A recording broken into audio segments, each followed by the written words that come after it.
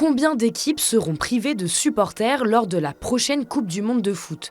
La compétition aura lieu aux États-Unis, au Canada et au Mexique du 11 juin au 19 juillet prochain. Et alors que l'immense majorité des rencontres se dérouleront sur le territoire américain, la politique migratoire restrictive mise en place par Donald Trump va empêcher une partie du public étranger d'assister à la compétition. En effet, le 9 juin dernier, le président américain a instauré un travel ban, une interdiction de voyager pour les ressortissants de 12 pays. C'est notamment le cas de l'Iran, dont la sélection s'est qualifiée pour le mondial de foot. Haïti, qui a encore une chance de décrocher une qualification, fait également partie des pays concernés.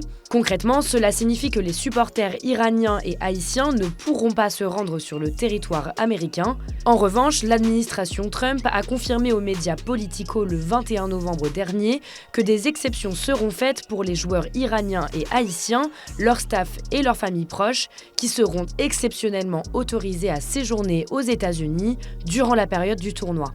Mais ce n'est pas tout. Selon le porte-parole de la délégation iranienne, Donald Trump aurait lui-même décidé de ne pas accorder de visa à certains hauts responsables iraniens, dont le président de la Fédération iranienne de football, Mehdi Taj. Face à cette décision, l'Iran a annoncé qu'elle allait boycotter le tirage au sort de la Coupe du Monde qui aura lieu le 5 décembre prochain. Malheureusement, le travel ban n'est pas le seul obstacle qui risque de compromettre le déplacement des supporters étrangers. De nombreux pays sont également concernés par les durcissements des procédures d'attribution de visa qui peuvent être particulièrement longues. C'est par exemple le cas de la Colombie, dont les ressortissants doivent patienter environ 15 mois d'après un site du département d'État américain. Sachant que le pays s'est qualifié seulement en septembre pour la Coupe du Monde, cela signifie que les supporters colombiens n'auront pas le temps de recevoir leur visa pour assister au match de leur équipe. Cela dit, leur absence risque malheureusement de passer inaperçue, étant donné la forte présence de la communauté hispanique aux États-Unis.